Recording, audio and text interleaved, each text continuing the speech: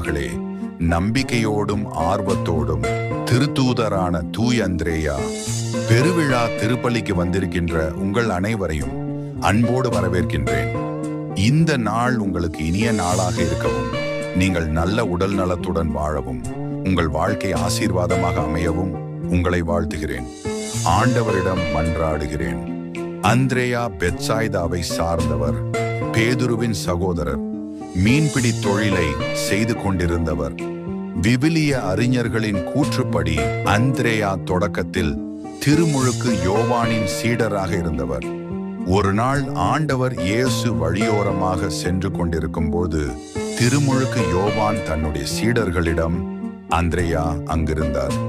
இதோ கடவுளின் ஆட்டுக்குட்டி என்று இயேசுவை சுட்டிக்காட்டினார்.